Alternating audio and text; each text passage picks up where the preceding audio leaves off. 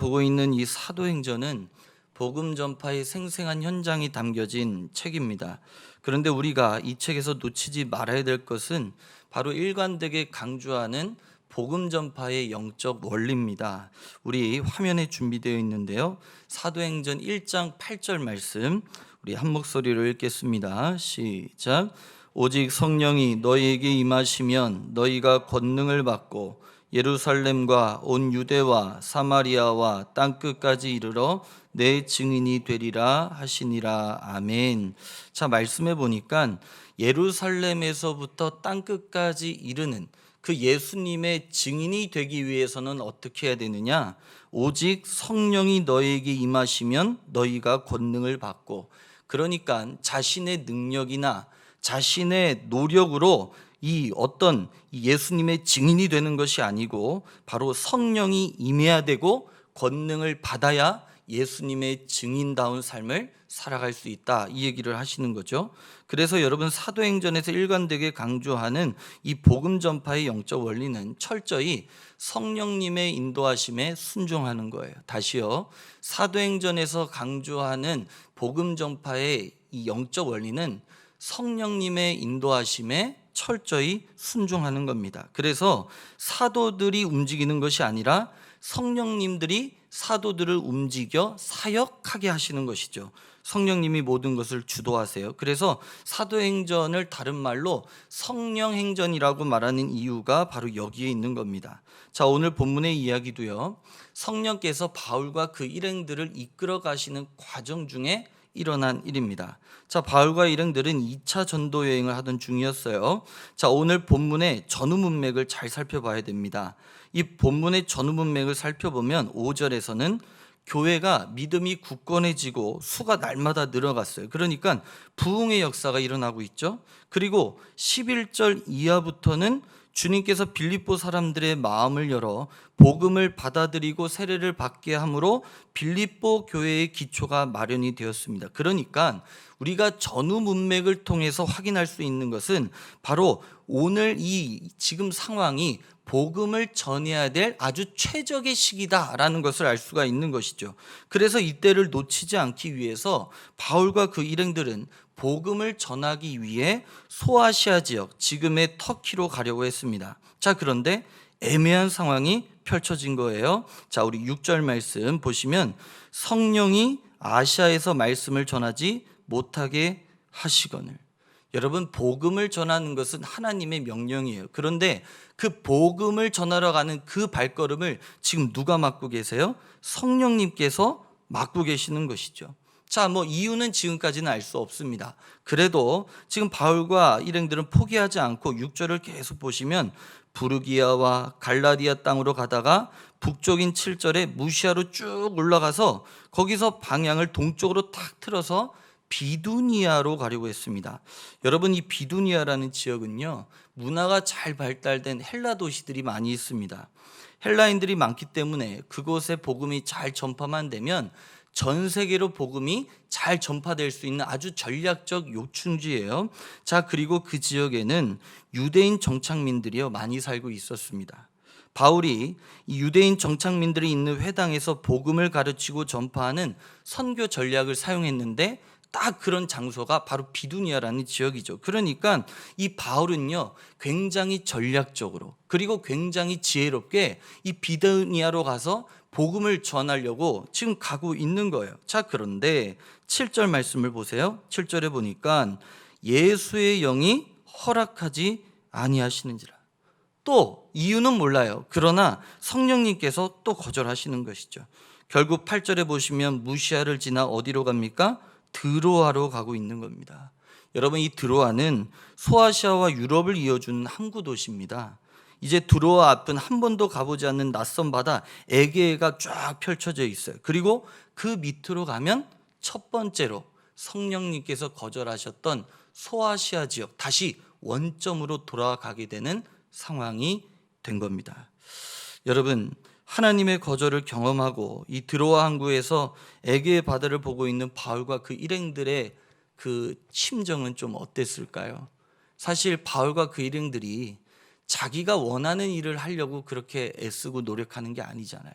하나님께서 땅끝까지 복음 전해라. 그래서 이방인의 사도로 부름받은 이 바울이 또 그 일행들이 복음을 전하기 위해서 힘써서 나가고 있는데 하나님께서는 은혜와 축복과 여러 가지로 도와주시지는 못할 망정 계속 뭐 하시는 거예요? 계속 막으시는 거예요. 그러니 여러분, 사도 바울도 사람이기 때문에 아마 하나님께 좀 조금이라도 섭섭한 마음이 있지 않았을까, 그런 생각을 해보게 됩니다. 여러분, 2015년 미국에서 신은 죽지 않았다라는 기독교 영화가 개봉했었습니다. 이 신은 죽었다고 명확하게 말하는 무신론자 철학 교수와 그 교수에게 하나님은 살아계시다라는 것을 이 자신의 신앙을 증명해내는 그런 내용이거든요. 근데 영화 후반부로 가면 그 철학 교수가 왜 하나님은 없다, 신은 죽었다라고 하는 그 이유가 나옵니다. 이 교수는요, 단순히 하나님이 없다고 하는 것이 어떤 논리적으로 그렇게 생각하는 사람이 아니었어요. 하나님에 대한 굉장한 분노와 쓴뿌리를 가지고 있던 사람이었습니다. 자신이 12살 때 암에 걸린 어머니를 살려달라고 하나님께 막 기도를 했는데 어머니가 돌아가신 거예요. 그러니까 이 어린 소년의 마음에 깊은 상처가 든 것이죠. 자신의 기도가 하나님께 거절당했다는 상처로 인해서 결국 이 소년은 이후에 무신론자가 되었던 거예요. 여러분, 우리도 마찬가지죠. 우리도 원했던 계획이나 하나님을 위한 일이라고 여기면서 열심히 하는데 그럼에도 불구하고 오히려 하나님께 거절당한다면 우리도 마찬가지로 여러 가지로 하나님께 섭섭한 마음이 당연히 들지 않겠어요? 그러나 여러분, 우리는 하나님이 우리의 계획들을 거절하실 때 그 하나님에 대해서 오해해서는 안 됩니다. 하나님께서는 우리가 원하는 것을 거절한 것이지 우리 자신을 거절한 것이 아니기 때문이죠. 자녀를 키울 때 여러 부분에서 힘든 점들이 굉장히 많잖아요. 저희도 이제 9살짜리 딸이 있고 7살짜리 아들이 있는데요. 이게 이 녀석들이 커가면서 말을 정말 안 듣습니다. 지금 집에서 이제 큰 소리가 안 나는 날이 거의 없을 정도로 그런 생활을 하고 있는데, 이제 자녀를 키우다 보니까 사실 그런 것도 힘들지만 제 개인적으로 가장 힘들 때가 언제냐면 애들이 해달라는 것을 다 해주지 못할 때, 그리고 일부러 거절해야 될 때, 교육의 목적상 이 거절해야 될 때 참 그럴 때 힘들더라고요. 아내와 예전에 이런 이야기를 한 적이 있습니다. 이 자녀 교육 방식의 한 사례에서 어떤 부모가 자녀가 원하는 대로 다 들어준다는 거예요. 그래서 왜 원하는 대로 다 들어주시냐 이렇게 물으니까 애가 기죽으니까 그냥 애가 해달라는 대로 다 들어준다는 것이죠. 아내와 저는 사실 그런 부분에 대해서는 전혀 이해를 할 수 없었습니다. 왜냐하면 아이들은 이게 위험한 행동인지 또 하면 안 되는 행동인지 판단하고 분별하는 그런 능력이 아직 약하기 때문에 그들은 이 부모님의 지도와 교육이 필요하죠. 자녀를 키워보신 분들이라면 충분히 이해하시고 공감하시는 부분이라고 생각돼요. 자녀를 키우다 보면 우리 자녀가 잘 되기 위해서 때로는 안 돼, 하지 마 라면서 자녀들이 원하는 것을 거절해야 될 때가 분명히 있잖아요. 프랑스식 이 육아법을 담은 프랑스 아이처럼이라는 책이 있습니다. 이 책을 보면 아이를 불행하게 만드는 확실한 방법을 이렇게 소개를 해줘요. 아이를 불행하게 만드는 가장 확실한 방법은 아이가 원하는 것을 언제든지 다 들어주는 것이다. 여러분, 성경에서도 마태복음 7장에 보면 예수님이 이런 말씀을 하시잖아요. 아들이 떡을 달라 하는데 돌을 주고 생선을 달라 하는데 뱀을 주냐면서 구하는 대로 주는 것이 아니라, 이 마태복음 7장 11절 우리 앞에 나올 텐데요. 한번 읽어볼까요? 시작. 너희가 악한 자라도 좋은 것으로 자식에게 줄 알거든 하물며 하늘에 계신 너희 아버지께서 구하는 자에게 어떤 것으로 주신대요? 좋은 것으로 주신대요. 여러분, 하나님은요 구하는 대로 주시는 분이 아니에요. 구하는 대로 주시는 게 아니라 좋은 것으로 주신다. 여러분, 이 시대는 이런 시대였습니다. 이 당시는 이 떡은 돌과 비슷하게 생겼기 때문에 아기들은 잘 구별을 할 수 없었다고 그래요. 그러니까 부모는 아기가 달라고 하는 대로 주지 않고 아기가 달라고 하는 것을 딱 보고 이게 돌이면 바꿔서 떡으로 주고 이게 이 떡이면 그대로 주고 이렇게 했다는 것이죠. 그러니까 달라는 대로 주지 않고 그 아기에게 꼭 필요한 대로 줬다는 거예요. 그런데 여러분, 우리 아버지 하나님께서는 좋은 걸 주시는데 어느 정도로 그럼 좋은 걸 주시느냐? 우리 야고보서 1장 5절 말씀 우리 다 같이 읽겠습니다. 시작. 너희 중에 누구든지 지혜가 부족하거든 모든 사람에게 후히 주시고 꾸짖지 아니하시는 하나님께 구하라. 그리하면 주시리라. 아멘. 자, 여기 보면 제가 색깔을 표현해 놨는데요. 후히 주시고라는 이 단어가 있습니다. 여러분, 이 후히 주신다 이 말은요, 이 한글 우리나라 말 개념으로 이 굉장히 10개 줄 거 20개 더 준다 이런 양적인 의미를 말하는 게 아닙니다. 이 단어를 보면 단순하다 이런 의미가 있어요. 단순하다. 그럼 어떤 면에서 단순하냐? 이런 뜻이에요. 하나님이 복잡하게 여러 일을 하시는 것이 아니라 단순하게 나만 도와주시려고 전념하고 계시다. 이 얘기를 하고 계시는 거거든요. 그래서 여러분, 후히 주신다는 말은 하나님께서 항상 우리에게 최상의 것을 주기 위해 전념하고 계신다. 이 말을 이렇게 하고 있는 거예요. 그러니까 여러분, 하나님은 막연하게 우리에게 좋은 것을 주시는 게 아니라 우리에게 정말 최상의 것을 주시기 위해서 지금 전념하시는 분이라는 것이죠. 바로 이 하나님이요, 좋은 것을 우리에게 주시기 위해서 우리가 구하는 대로 주지 않는다는 거예요. 그러니까 바꿔 말하면 하나님께서도 자녀들의 믿음을 올바르고 튼튼하게 세우기 위해 안 돼, 하지마, 때로는 거절하실 때가 있다는 말이죠. 그렇기에 하나님께서 복음을 전하려는 이 바울과 일행들의 계획을 거절하신 것에는 좋은 의도가 있다는 것을 우리가 알고 있어야 됩니다. 그래서 오늘 설교 제목이 뭐예요? 하나님의 거절, 은혜의 청신호인 겁니다. 자, 그렇다면 하나님께서는 왜 바울과 그 일행들의 계획을 거절하셨을까요? 왜 하나님의 거절이 바울과 그 일행들에게는 은혜의 청신호였을까요? 하나님께서 바울과 그 일행들의 계획을 거절하신 그 이유는 하나님의 뜻을 알려주시고 순종케 하시기 위해서입니다. 하나님께서 그들에게 자신의 뜻을 알려주시고 순종케 하시기 위해서예요. 자, 우리 9절 말씀 다 같이 읽겠습니다. 시작. 밤에 환상이 바울에게 보이니 마게도냐 사람 하나가 사서 그에게 청하여 이르되 마게도냐로 건너와서 우리를 도우라 하거늘. 아멘. 하나님께서는 바울을 이방의 복음을 위해 택한 나의 그릇으로 부르셨죠. 그래서 바울을요, 유럽 선교를 위해서 마게도냐로 보내시려고 했던 거예요. 그런데 이러한 하나님의 계획을 바울이 어떻게 알았냐? 밤에 환상이 바울에게 보이니. 그러니까 환상을 통해서 바울이 이걸 알았다는 것이죠. 그러면 바울이 어떻게 환상을 보았을까요? 여러분, 사도행전에서 환상은요, 기도와 긴밀하게 연결되어 있습니다. 그래서 9장 11절 12절에도 보면 바울이 다메섹 도상에서 개종 후에 3일 동안 금식하며 기도를 하잖아요. 그때 하나님께서 아나니아가 안수하여 다시 보게 되는 환상을 봐요. 또 여러분 10장에도 보면 고넬료가 기도 중에 하나님의 사자의 환상을 봐요. 또 이 동일하게 10장에서 또한 베드로도 기도하다가 큰 보자기 환상을 보죠. 그래서 여러분, 사도행전에서는 기도했다는 내용이 없어도 환상을 보는 장면이 나오면 어떻게 이해를 해야 돼요? 기도를 했기 때문에 환상을 본 것이다, 이렇게 이해하시면 돼요. 그러니 바울이 환상을 본 것은 자신을 향한 하나님의 계획을 알려달라고 기도했다는 것이고, 하나님께서는 그 환상을 통해서 그 기도에 응답해 주셨다라는 걸 알 수가 있는 거죠. 그러니 이것을 통해 우리가 알 수 있는 것은 바울이 환상을 보기 전까지 하나님의 계획이 무엇인지 기도했다는 거예요? 안 했다는 거예요? 안 했다는 거예요. 바꿔 얘기하면 환상을 보기 전까지 바울이 세웠던 그 모든 계획들은 하나님의 계획이었나요? 바울의 계획이었나요? 바울 자신의 계획이었다는 것을 알 수가 있는 것이죠. 특별히 여러분 7절에 비두니아로 가려고 했다고 했죠. 사실 여러분, 이 비두니아는 갈 사람이 따로 있었습니다. 우리 베드로전서 1장 1절 말씀 다 같이 읽습니다. 시작. 예수 그리스도의 사도 베드로는 본도, 갈라디아, 갑바도기아, 아시아와 어디요? 비두니아.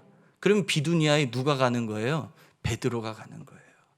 그러니까 하나님은 보낼 사람이 다 있었던 거예요. 그런데 이 사도 바울은 하나님을 위해 열심히 일은 한다고 했지만, 사명을 감당한다고 했지만, 정작 그 모든 것들은 하나님이 원하시는 계획이 아니었고 자기 스스로가 세운 계획들이라는 것을 알 수가 있는 것이죠. 그러니 정확히 바울과 일행들은요, 하나님의 뜻에 불순종하고 있었던 겁니다. 더욱이 하나님께서 바울에게 환상을 보여주신 이유가 뭘까요? 우리가 이 아이들 수련회 같은 데 가보면 이 수련회 강사들이 가끔 가다가 이 본문을 가지고 비전을 얘기하고 꿈을 얘기하는데 그런 본문이 절대로 아닙니다. 여러분, 하나님이 환상을 보여주신 이유는요, 시청각 자료를 사용하신 거예요. 왜요? 계속 거절하는데도 바울이 하나님의 뜻을 알아요? 몰라요? 몰라요. 그러니까 하나님께서 하나님의 뜻을 모르는 이 바울에게 시청각 자료인 환상을 사용하셔서 하나님의 뜻이 무엇인지를 알게 해주는 거예요. 자, 그래서 10절 말씀 다 같이 읽습니다. 시작. 바울이 그 환상을 보았을 때 우리가 곧 마게도냐로 떠나기를 힘쓰니 이는 하나님이 저 사람들에게 복음을 전하라고 우리를 부르신 줄로 인정함이로라. 아멘. 그래서 여러분, 바울이 하나님의 뜻대로 순종하여 마게도냐로 가게 되는 것이죠. 그런데 여러분, 10절의 끝부분을 보시면 인정함이로라 이 말이 나와요. 인정함이로라. 여러분, 이 말은 헬라어로 쉼바비조라는 단어인데요, 학자들이 격렬한 논쟁 끝에 설득되어진 상태를 말할 때 쓰는 단어입니다. 그러니까 여러분, 이 말은 바울이 지금 누구한테 설득당했다는 말이에요? 하나님께 설득당했다는 말이에요. 그러니까 환상을 보고서야 바울이 자신이 계획이 아닌 하나님의 계획에 설득되었다는 말이죠. 그러면 바울이 하나님의 뜻에 순종한 걸까요? 아니면 하나님이 바울을 순종케 하신 걸까요? 전자일까요? 후자일까요? 후자죠. 그래서 여러분, 은혜라는 겁니다. 내가 순종한 게 아니고 그 순종치 못하는 바울을 하나님이 포기하시지 않고 순종의 복된 길로 인도해 주셨기 때문에 그런 것이죠. 결국 하나님께서는 바울을 향한 하나님의 계획을 알고 순종케 하시려고 계속해서 여태까지 거절하셨던 거예요. 여러분, 우리는 하나님께 순종하는 삶을 살기 위해 부단히 노력하고 있죠. 그래서 우리는 무엇보다도 하나님께 순종하는 것이 얼마나 힘든지를 잘 알고 있어요. 그런데 잊지 말고 기억해야 될 게 있습니다. 우리가 하나님께 하는 순종은 내 노력의 결과물이 아니라 은혜의 결과물이라는 사실을 꼭 기억하셔야 돼요. 내가 순종하는 게 아니고 하나님이 길이 참아주시고 길이 나를 달래시고 그래도 안 되면 사랑의 회초리라도 들으셔서 나를 올바른 길로 인도해 주시는 그 하나님의 은혜의 역사로 말미암아 내가 순종의 자리까지 나아가게 되는 것이죠. 창세기 11장에 보면 바벨탑 이야기가 나옵니다. 우리가 바벨탑 이야기를 생각할 때 보통 인간의 교만에 초점을 두고 생각해요. 그 이유는 뭐냐면 창세기 11장 4절에 보면 이렇게 나오잖아요. 우리 이름을 내고 온 지면에 흩어짐을 면하자. 이제 여기에 보시면 우리 이름을 내고 온 지면에 흩어짐을 면하자. 우리말로 번역된 내용으로는 우리 이름을 내고의 강조점이 있는 것 같아요. 그래서 하나님을 거역하고 교만에 빠졌기 때문에 바벨탑을 쌓았다 이렇게 생각을 하죠. 그런데 여러분, 히브리어 원문을 순서대로 직역하면 이렇게 됩니다. 흩어짐을 면하고자 하여 이름을 냈다. 강조점이 어디에 있냐면 흩어짐을 면하고자 하여. 그리고 여러분, 히브리 개념으로 이름을 낸다는 것은요, 교만의 개념이 아니에요. 마음속의 존재 양식의 틀을 말하는 거예요. 그러니까 바벨탑을 쌓은 이유는 흩어지지 않기 위해서죠. 그래서 하나님이요, 언어를 혼잡하게 해서 이들을 강제로 흩어버리셨습니다. 자, 그렇다면 왜 흩어버리셨을까? 창세기 1장 28절과 또 9장 1절에 보면 사람과 노아에게 동일하게 하신 명령이 있어요. 생육하고 번성하여 땅에 충만하라. 여러분, 여기서 땅에 충만하라는 말은요, 바로 땅에 흩어져라 이런 말이에요. 땅에 흩어져라. 이것은 바로 선교적 명령입니다. 땅에 흩어져서 모든 사람에게 모든 지역 가운데 하나님의 영광을 드러내라.